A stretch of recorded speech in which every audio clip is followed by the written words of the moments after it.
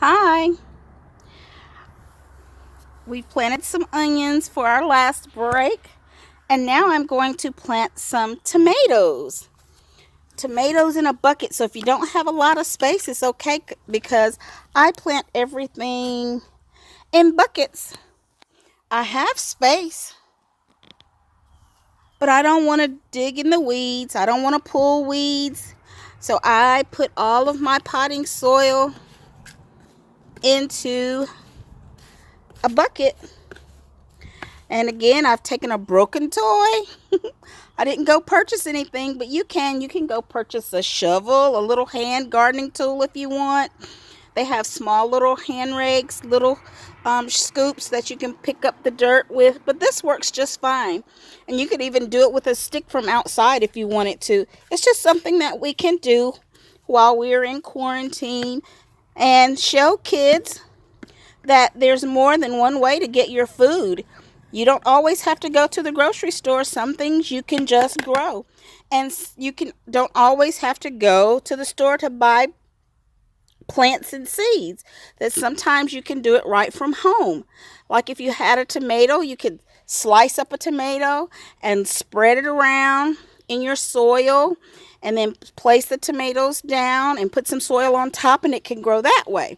But today I have some tomatoes in a plant form. They've already started growing, but I am going to take them apart and place them inside of our bucket. What I would really like to have is a spoon so that I could take it out.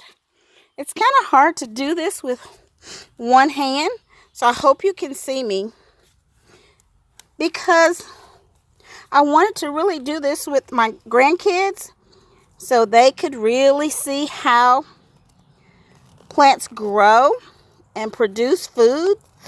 We've done it before together, but I like for them to see how you can grow your own food. So here is a tomato plant that I'm taking from the root out of the container. See how it's left a little hole there? You see that hole?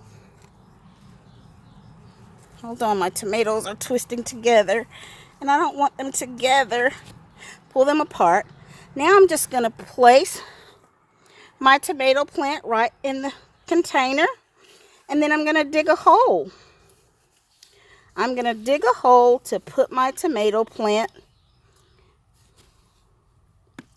Take it by the root so that I don't hurt it, and place it inside the hole and push the soil up around it. Now inside my soil, I have put some water in it so it can be moist so the tomatoes can grow. And I've put just like a teaspoon, a little tiny spoon. It's probably, if you're 3 or 4, it's probably like the middle of your hand. And I put just a tiny bit of Miracle-Gro on it to help it grow. Mom and Dad can get Miracle-Gro, but you don't have to have that, because I've planted these before and I did not use anything except just put them in the soil and let the water and the sun work its magic and let the tomatoes grow. I put them close to this wall because I'm going to put a fishing line or an old clothes hanger. I'm going to take it and tie it from here and tie it here so that I can make sure the tomatoes are wrapped around the wire to grow up the wall, because I don't want them to fall down and have the birds and things eat them, because there are a lot of birds where I am. So I'm going to take each plant and I'm going to put about 3 in each bucket that I have. So that's about 6 inches apart. And I put a hole about as deep, just about as deep as my tomato is inside this little cup holder. I call it a cup holder. I don't know what it's actually called. And it doesn't matter. So now I'm going to take this seed, this plant seedling, and I'm going to loosen it up from the container. See how I'm just pushing this container together, and I'm pulling it apart, and I will lift my tomato out. See how the roots have it all together? I'm going to just loosen those up a little bit so they'll grow. Loosen up and catch to our soil. Put it in the little hole that we just made with our container. And then I just scoop the dirt over there on it. And I press it down just a tiny bit, just so it grabs hold. And don't forget that the dirt, the soil, I'm saying dirt, but dirt, soil is the same thing. So the roots can grow down into the bucket with the rest of the roots can grow down in the bucket so they can take hold and grow some more tomatoes. So I'm going to take this part and loosen it up from the container. And I'm going to pull it up.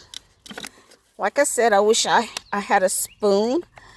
I really did like my hand in the dirt, but I could just put my hand in the dirt. And you little ones, you can just stick your hands in the dirt and pull that tomato plant right out of that soil, out of that bucket, out of that container that it's in.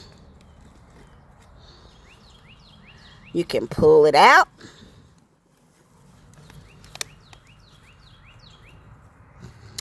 And place it, untangle your tomatoes, and place it inside the hole. I had a little soil in there that I'm going to stick around in there. And then I'm going to take the rest of the soil in the bucket and just scoop it around it. Plant it in there. And I think I can put one more in there. Let me try one more.